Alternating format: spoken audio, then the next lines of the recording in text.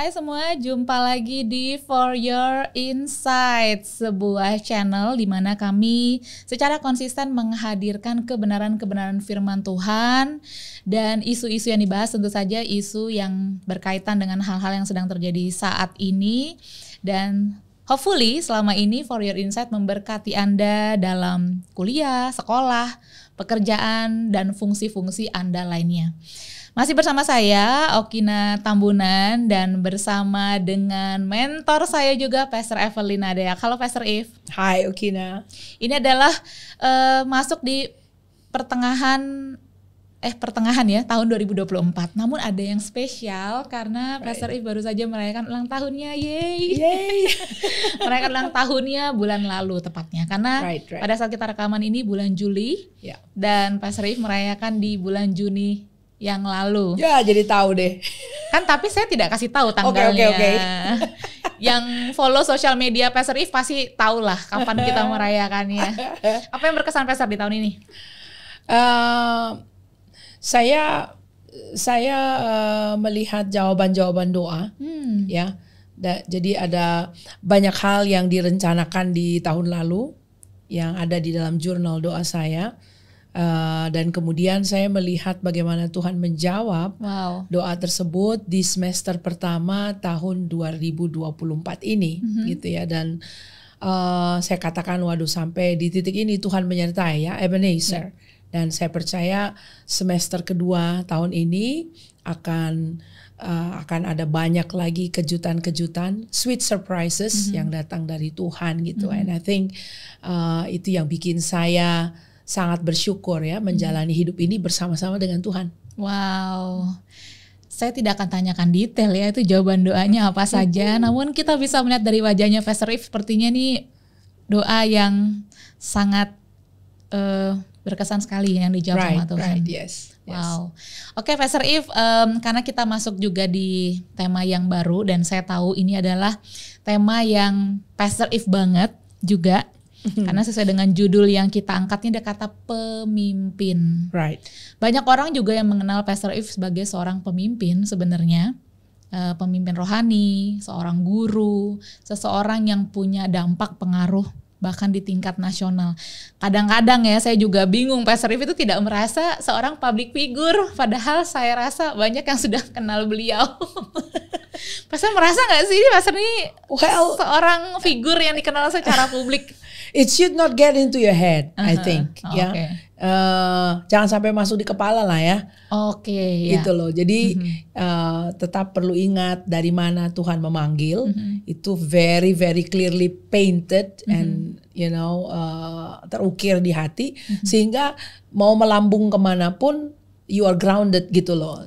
Agree. Ya, dan I mean you walk with me dalam banyak kesempatan dan tiap kali ada undangan atau yang hal-hal yang baru ya yang Tuhan izinkan untuk kita masuki, saya sendiri masih seperti anak kecil yang really wow, they accept me there gitu kan, wow I got invited there gitu kan. Itu tuh saya rasa itu sehat ya untuk tetap bisa have that pure joy and appreciation untuk hal-hal yang Tuhan hadirkan. It's not like you deserve it gitu loh, kayak ya emang udah seharusnya aja gitu kan. Nah itu kayaknya udah ada masuk angin kepalanya. Postur itu perlu di-maintain ya Pastor ya. Yes. Postur untuk memang kita ya, seorang Pastor Eve adalah seseorang yang dikenal seorang tokoh ya, bahkan dibilang tokoh rohaniawan, namun masih tetap bisa menjaga diri untuk tetap rendah hati dan menghormati, bahkan mengapresiasi setiap kepercayaan itu patut dicontoh.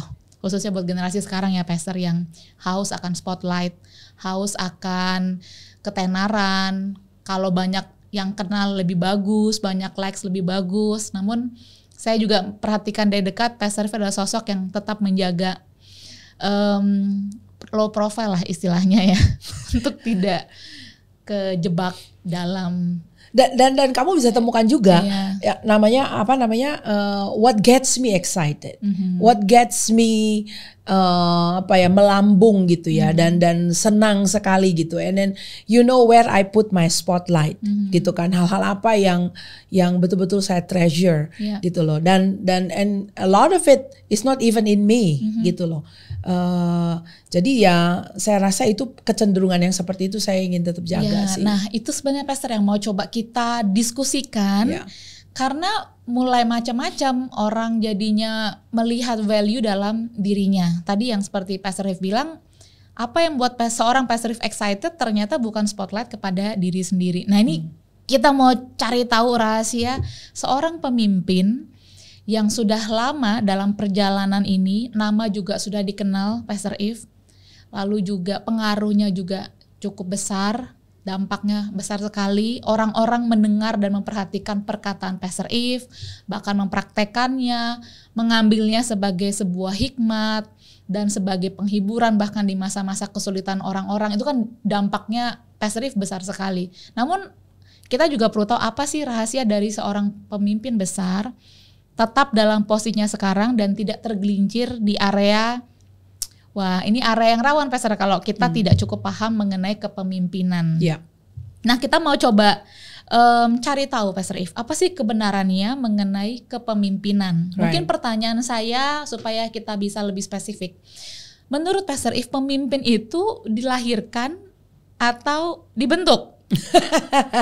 Karena banyak guru-guru kepemimpinan mengatakan kepemimpinan itu sesuatu yang dibentuk dalam diri seseorang. Jadi kayak ada certain specification atau certain description mengenai seorang pemimpin. Akhirnya jadi kesannya untuk menjadi seorang pemimpin atau golongan pemimpin itu harus memenuhi kriteria tertentu. Yes. Ya memang ada dua pemikiran besar ya. Dulu diyakini bahwa pemimpin itu adalah a special breed, special kind of people ya, yang sehingga dikatakan leaders are born, ya kan. Nah kalau sudah bilang terlahir sebagai pemimpin, berarti ada yang memang tidak terlahir sebagai pemimpin. Nah kalau tidak terlahir jadi pemimpin, apalah dia? Pengikut atau bawahan. Jadi adanya di bawah terus. Karena gitu ya. Kan gini Pastor, cacat logikanya orang ya. Kalau tidak A ya berarti B, begitu loh Pastor. Dan itu adalah pemikiran-pemikiran yang diwariskan oleh para filsuf-filsuf dari Yunani, ya, para pemikir-pemikir hebat Yunani yang kemudian filsafatnya atau pola pikirnya kemudian merajai the Western world, ya kan? Dari Yunani kan kita lihat bagaimana bangsa Romawi mengadopsi banyak hal dari budaya besar pada zaman itu, yaitu pergantian transisinya kan seperti itu, dan sampai sekarang aja kan masih dikumandangkan filsuf-filsuf Yunani itu, dan mereka tiba memang pada suatu konklusi bahwa either you are born a leader or not, gitu loh. Dan bahwa kepemimpinan itu memang di reserve kepada segelintir orang yang memang telah terlahir dengan kapasitas, dengan kemampuan memimpin gitu loh. Sehingga pada majority yang lain itu ada pada kelas yang menjadi pengikut ya, bahkan dikatakan subordinate, ya kan, menjadi bawahan yang disuruh gitu loh. Nah itulah yang di dalam satu pemikiran besarnya ke sana. Dan juga ini sih Pastor, saya pakai kata ini namun sebenarnya tidak mau merujuk ke suatu hal tertentu, namun saya tidak punya kata lain. Istilahnya itu jadi kesannya untuk berada di sebuah posisi kepemimpinan memang harus terlahir dalam sebuah dinasti jadinya, karena seolah-olah diwariskan kan. Kalau tadi dibilang seorang kalau dia terlahir, ya berarti ada terahnya, ini garis birunya gitu kan. Berarti selama kamu tidak ada dalam terah itu, ya kamu akan selama-lamanya dan selama-lamanya tidak akan pernah bisa memimpin. Yang artinya kamu akan selama-lamanya menjadi orang yang dipimpin atau subordinate, ya kan. Nah itu memang ada besar sekali dan banyak sekali orang yang mempercayai itu, karena itu tadi itu memang filosofi atau filsafat atau filsuf-filsuf itu yang tiba pada konklusi itu, gitu kan. Namun makin kesini kemudian ada juga orang yang menganalisa kepemimpinan dan berpikir bahwa orang itu menjadi pemimpin atau punya kapasitas kepemimpinan itu karena dikembangkan. Kalau dikembangkan ya apakah dia terekspos dengan itu, kemudian mendapat penanganan, lalu being nurtured into it gitu kan. Jadi tidak serta-merta karena garis birunya. So anybody can lead as long as kamu dapat proper nurturing atau proper pathway lah. Nah, kemudian juga kalau kita melihat kayak begitu, wah ini juga jadi jalur khusus juga dong. Ya. Berarti kalau memang ada pathway-nya, ada pengembangannya, ya apa sih? What makes a person a leader? Apakah lembaga atau institusi tertentu? Atau kemudian kalau kamu bisa dapat guru besar tertentu, you attach yourself into seseorang yang akan memandu, yang akan memimpin gitu kan. Ya kalau tidak dapat akses ke sana, bagaimana? Jadi kan kemudian ketersediaan akses itu dong yang menentukan apakah seseorang bisa memimpin atau enggak. Nah kalau sudah kayak begitu, bagaimana yang nggak punya akses? Bagaimana yang ada di pulau-pulau yang jauh? Ya kan? Apakah mereka pun masih akan bisa memimpin? Nah saya rasa dalam pengalaman saya I would like to believe ya. Dan ini juga saya melihat ada beberapa pemikir-pemikir yang mencetuskan ide itu. And I kind of agree to that. Bahwa seorang pemimpin adalah orang yang terlahir sebagai pemimpin. Itu saya setuju. Ya. Dan nanti kita akan ulik itu. Lalu, tapi tidak serta-merta setiap orang yang terlahir sebagai pemimpin akan bisa memimpin. Karena kemampuan memimpin itu memang datangnya dari pengembangan kepemimpinan. Gitu. Jadi tidak otomatis juga. Nah, sekarang kalau kita bicara bahwa setiap orang terlahir pemimpin, bahwa orang itu terlahir pemimpin, maka keyakinannya adalah bahwa semua orang terlahir sebagai pemimpin. Semua orang. Wah, ini tentu akan bikin korslet banyak pikiran ya. Maksudnya bagaimana? Ya, apalagi kalau bilang waduh kalau semuanya jadi chief, mana Indiansnya gitu ya, mana orang yang dipimpin. Ya, masa semua orang pemimpin gitu kan. Nah, tapi itu keyakinan. Kenapa saya bilang begitu? Karena memang setiap orang terlahir unik. Ya, Tuhan itu menciptakan masing-masing orang unik gitu loh. Sehingga dalam keunikan itu tentu dia memimpin. Karena karena keunikannya itu gitu loh. Yang saya sering bagikan kepada banyak orang Ukina adalah kejadiannya masing-masing orang itu uniknya luar biasa ya. Kalau kita lihat aja jari-jari kita ya, semua orang tahu sekarang jari kita ya. This is part of our unique identification. Tidak ada yang sama ya. Makanya sampai sekarang pun metode sidik jari masih digunakan untuk menjadi bagian dari identifikasi yang khusus dan unik akan satu individu. Ya. Nah kalau kita pikir apakah ada sidik jari yang sama? Tidak ada. Nggak ada. Mau dia terlahir dari keluarga yang sama, mau dia terlahir sebagai kembar siam, betul. Tidak ada yang sama. Padahal kalau mau dipikir, ya kan cuma segini aja. Mau berapa banyak sih aneka ragamnya? Tapi sangat variasinya luar biasa loh. Dalam kalau kita bicara ya, saya suka pakai analogi. Dalam kanvas yang sekecil ini, how many alternative can you have? You know, in this little space, how many design can you have? Mestinya sih nggak banyak. Mestinya nggak banyak orang yang segini-gininya aja toh, cuma segini-gininya aja. But Tuhan kita sang pencipta begitu briliannya that in a very small tiny weeny space he can have billions of design karena belum pernah ada orang yang punya sidik jari yang sama dari sekian banyak yang hidup pada saat ini dan saat sebelum ini. Jadi udah berapa miliar ya manusia jadi sudah hidup di udah berapa bumi banyak? Ini, betul? Ya kan sudah berapa banyak akumulasinya dari orang-orang yang pernah ada sampai sekarang ini, sampai per detik ini sudah berapa miliar orang yang pernah menghuni planet ini sampai belum pernah ada yang sama loh. Ya, dan saya yakin setelah generasi kita, setelah saya juga tidak akan pernah lagi ditemukan orang yang memiliki sidik jari yang seperti sama. saya. Itu kan kreatif sekali, gitu loh. Nah, saya percaya itu aja udah unik ya. Dan kita terlahir dengan kemampuan kita. Kalau kita bicara kemampuan ya, dan kepribadian kita. Lalu our different life stories and life journeys, ya kan. Itu sangat unik. Gitu. Menambah keunikan yang lain. Menambah keunikan. Jadi memang ada apa ya? Ada jalur hidup yang memang uniquely ours, ya kan? Tidak ada kisah orang yang sama. Persis, itu tidak ada. Ya, bisa sama-sama misalnya single parent. Two ladies sit together, dua wanita duduk bersama, sama-sama single parents, sama-sama ditinggal mati suaminya, sama-sama punya anak 2, tapi lika-liku perjalanannya beda. Jadi tidak pernah ada orang yang punya hidup yang sama persis to the dot, itu nggak ada, gitu kan. Nah, keunikan itu kan sebetulnya membuat kita berpikir bahwa and then for what purpose gitu kan, apa gunanya gitu loh. Nah, dalam keunikan itulah saya percaya, karena cuma ada satu di antara miliaran, gitu kan.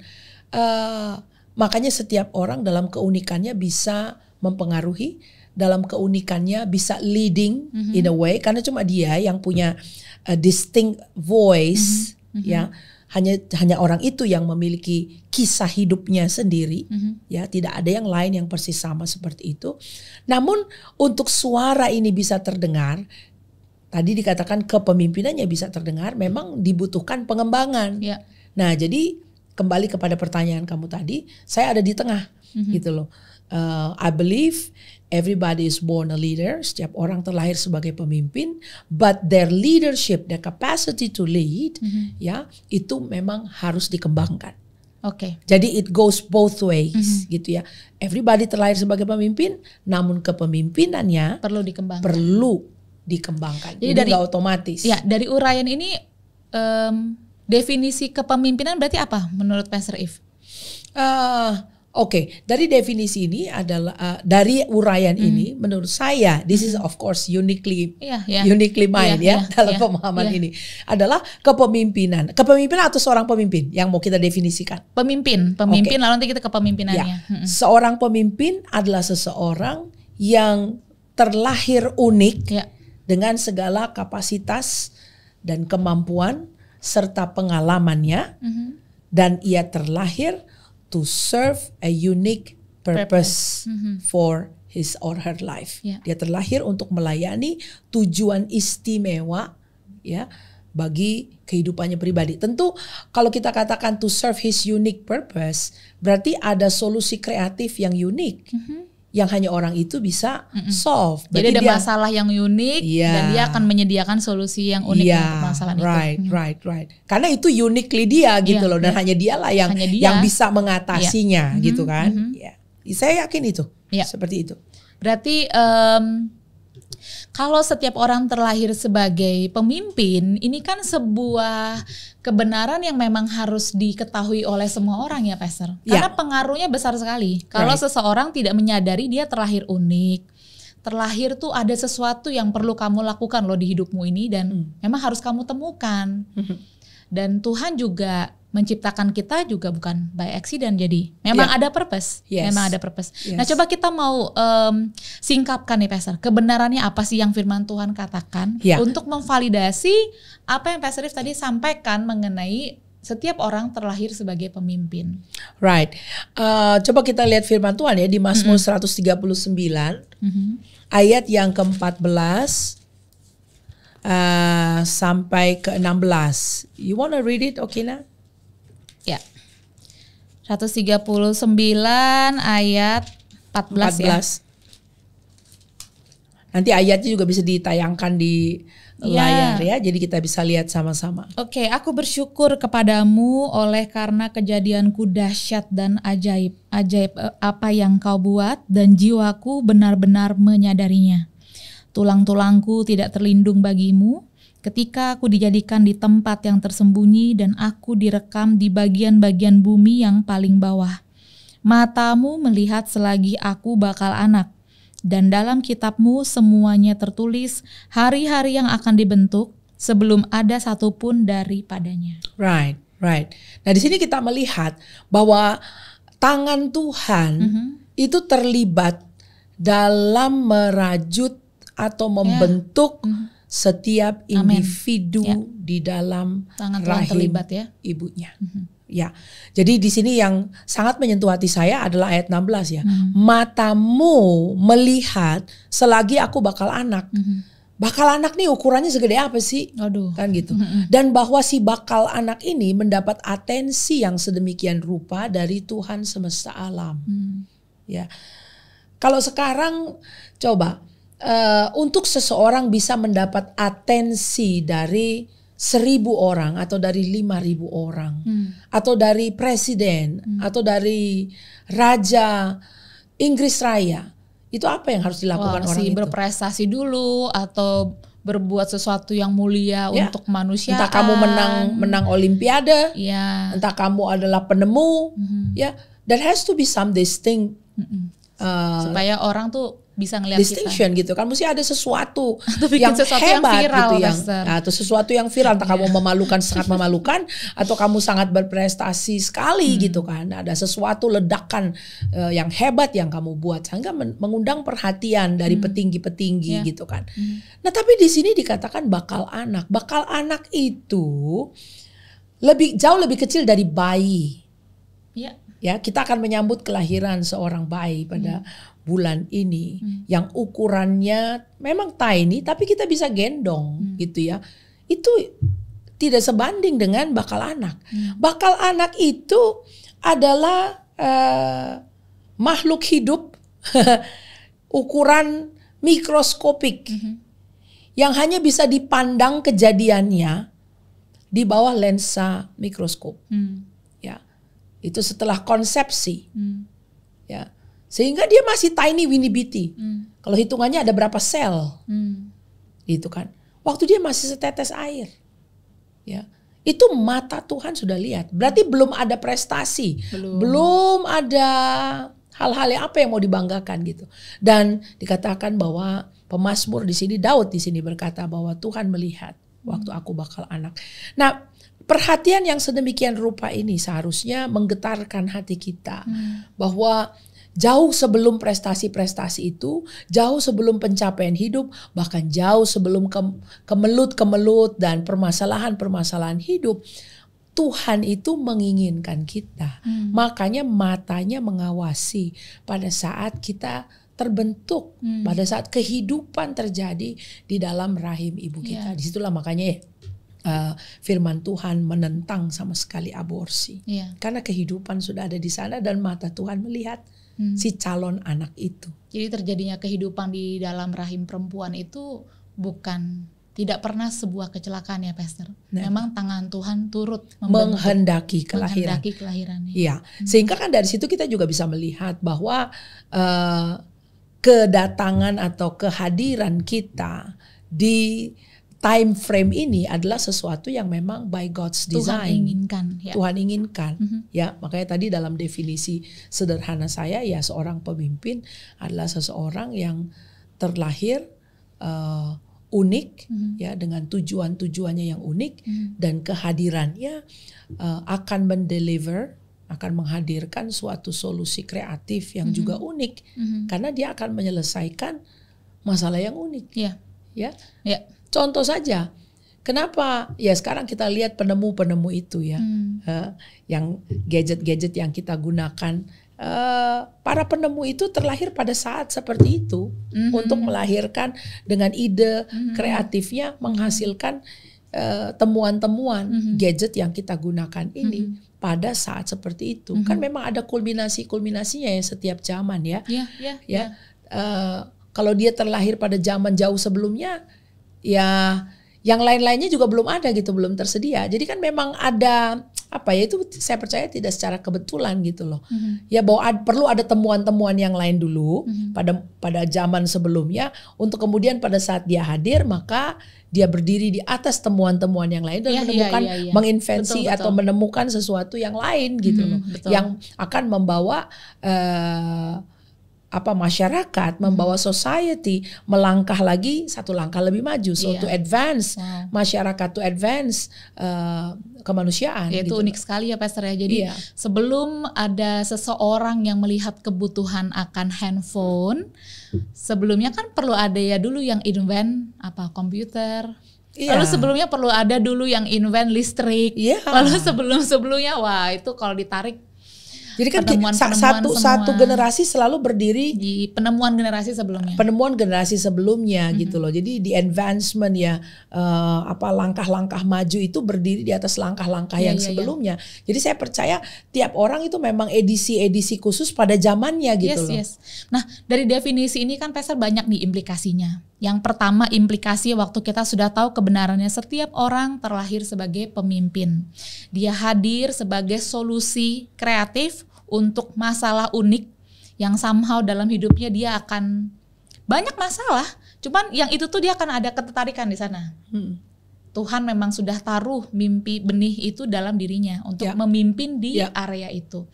Berarti kan implikasinya pertama kita sekarang melihat kelahiran sebagai sesuatu yang wah begitu ada kelahiran, bayi ini akan serve purpose apa ya dalam hidupnya. Jadi emang kita sangat menyambut kelahiran. Dan satu lagi mungkin saya tambahkan begini. Dan ini mitos mitos yang memang ada beberapa mitos lah yang memang lewat penggalian kita mengenai topik kepemimpinan ini yang akhirnya perlu kita hadapi mata ke mata dan kemudian timbang benar nggak ini, gitu loh. Bahwa dalam pendefinisian tadi kalau kita katakan bahwa seorang pemimpin itu terlahir unik untuk menghadirkan solusi kreatif bagi problem yang hanya dia sendiri bisa selesaikan. Nah, itu kan tidak bicara mengenai jumlah orang yang akan dipimpin atau jabatannya. Jadi bukan mengenai posisi. Jadi kepemimpinan itu atau pemimpin itu bukan mengenai jabatan, bukan mengenai suatu status sosial dalam masyarakat, gitu loh. Bukan mengenai berapa banyak orang, gitu loh, yang akan dipimpin. Karena kalau kamu unik, kamu memang tidak bisa dibandingkan dengan yang lain, gitu loh. Dan ini nanti akan terkait dengan definisi kesuksesan. Implikasinya implikasi berikutnya akan ke situ. How do we define success? Nah, ini yang benar-benar bikin kepala orang bahkan banyak senat-senut gitu loh. Apa sih definisi sukses? Nah, ini kita coba perjelas. Buat saya, and I mean searching the Bible, mempelajari Alkitab, over 30 years, saya tiba pada konklusi bahwa kesuksesan, ini bukan karena mau menyederhanakan, tapi bahwa kesuksesan adalah when you finally able to deliver apapun yang Tuhan taruh dalam diri kamu. To live out your purpose, menjadi persis sebagaimana desain Tuhan dalam hidup kamu. You are successful. Gitu loh. Artinya gini, kalau kamu didesain Tuhan untuk punya kapasitas mampu menginfluence dan melakukan movement atau kegerakan bagi 5.000 orang, do it faithfully. 5.000 orang. Karena below 5,000 kamu gagal. Betul gak?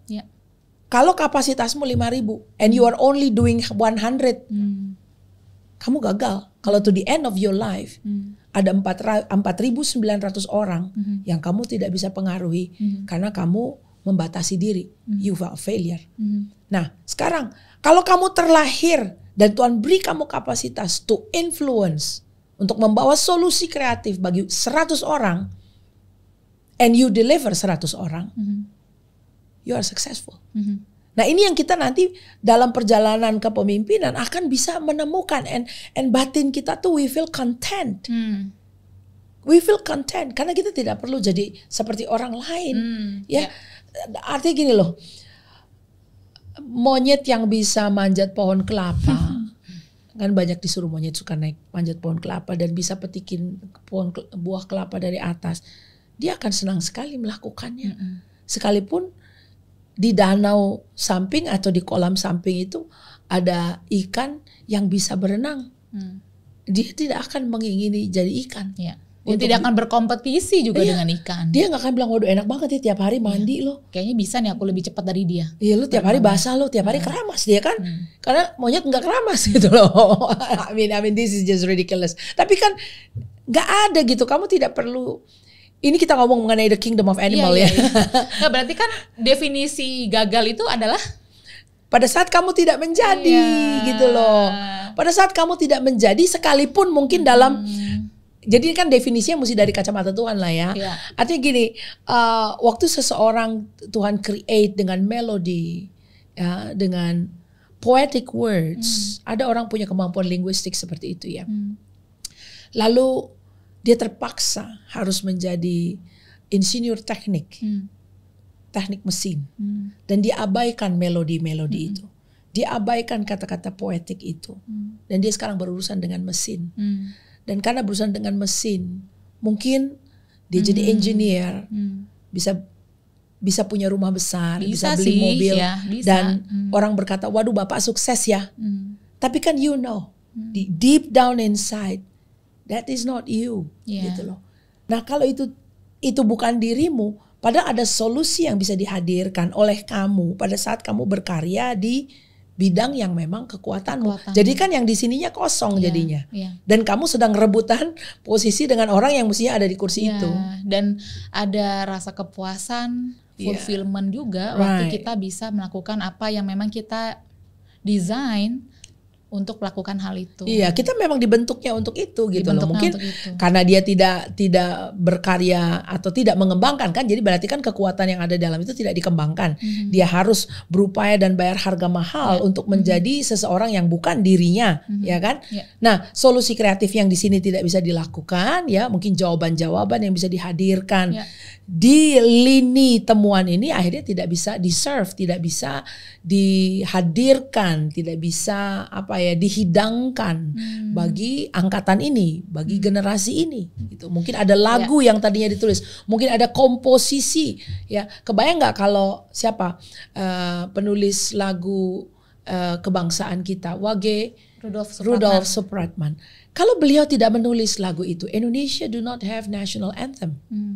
Tapi beliau serve bangsa kita dengan menuliskan, menggubah syair, ya katanya 3 stanza toh, ya untuk Indonesia, dan kita nyanyikan sampai hari ini, gitu.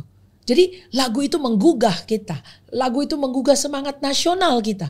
I mean words loh, move the whole nation. Dan kita sudah ulang tahun yang keberapa negara ini, dan masih dengan bangga kita menyanyikan Indonesia lah. Itu kalau nggak ada satu orang yang service purpose. Banyak sih Pastor contohnya ya, masterpiece yang dilahirkan oleh orang-orang yang memang harus dia tuh yang menghasilkan. Memang harus dia. Kalau bukan dia, ya contoh ada penyanyi-penyanyi yang memang harus dia nyanyi lagunya. Kalau dinyanyikan atau nyawanya nggak ada, bikin cover sama orang lain, aduh beda, karena nyawanya nggak ada. Gitu. Kalau orang bilang the soul is not there, gitu ya, nyawanya nggak ada. Itu maksudnya ya. Tapi paling tidak Pastor di episode kita yang pertama ini kita bisa mengkonklusikan, kita bisa conclude pertanyaan tadi saya di awal. Pemimpin itu dilahirkan atau dibentuk?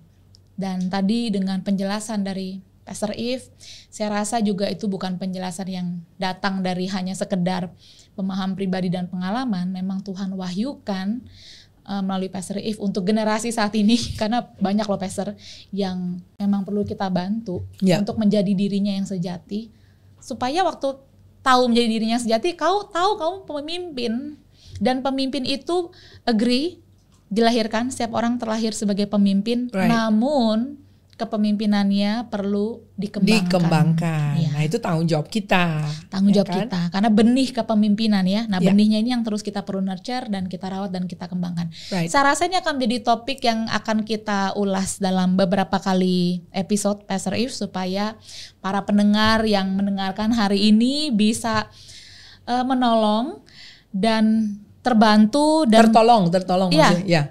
Ya bisa menolong juga diri sendiri maupun orang lain. Silahkan boleh share juga konten ini untuk membantu dan meyakinkan teman-teman, atau khususnya remaja-remaja ya, yang karena itu adalah usia-usia sedang mencari pencarian jati diri. mencari jati dirinya apa. Right, yes. Dan temukanlah, karena waktu kita temukan, kita punya kepercayaan diri, keyakinan, ya aku terlahir sebagai seorang pemimpin. Thank you Pastor Eve, kita lanjutkan lagi ya di episode berikutnya dan sampai jumpa.